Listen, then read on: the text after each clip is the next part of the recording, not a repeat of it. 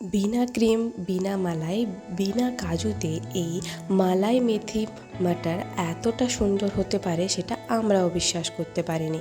তো চলুন দেখি কিভাবে সহজ উপায় এবং ঘরোয়া উপকরণে এই মালাই মেথি মাটার আমরা তৈরি করেছিলাম। প্রথমেই এর যে মালাইটি তৈরি করব সেটি আমরা তৈরি করে নেব।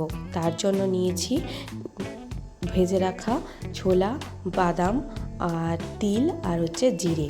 এই সমস্ত উপকরণ আমরা একবার শুকনো কড়াইতে নেড়ে নেব, ভালো করে ভেজে নেব। ছোলাটা তো ভাজাই আছে, কিন্তু এই যে বাদাম, তিল আর জিরেটাকে একটু ভালো করে ভেজে নেব।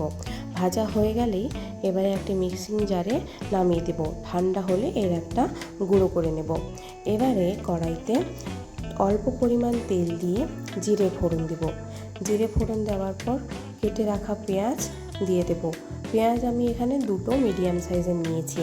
আর দিয়ে দেব কুচিয়ে রাখা রসুন, নিয়েছিলাম 10 থেকে 12 কোয়া, আর নিয়েছিলাম 3 থেকে 4টি কাঁচা লঙ্কা আর একটি মিডিয়াম সাইজের টমেটো। সমস্ত উপকরণ দিয়ে ভালো করে কষিয়ে নিয়ে টমেটোটি সেদ্ধ হয়ে গেলেই যোগ করে দেব হলুদ, লঙ্কা গুঁড়ো আর ধনে গুঁড়ো। সমস্ত উপকরণ ভালো মতো মিশিয়ে মশলা ভালো মতো গন্ধ ছেড়ে এলে যোগ করে দেব মটরটাও খুব ভালো করে মিক্সচারের সাথে মিশিয়ে যোগ করে দেব মেথি। এই সময় এবারে সমস্ত উপকরণ ভালো মতো মিশিয়ে পরিমাণ মতো লবণ দিয়ে এটিকে ঢাকনা দিয়ে আমরা প্রায় 5 মিনিট মতো কষিয়ে নেব। মেথির জলটা ছাড়বে, দিলেই কিন্তু তাতেই মটর মেথি সব ভালোভাবে সেদ্ধ হয়ে যাবে। দেখুন প্রায় অর্ধেকই হয়ে এসছে। ঠিক এই পর্যায়ে আমরা দিয়ে দেবো ঘরে বানানো আমাদের মালাইটি।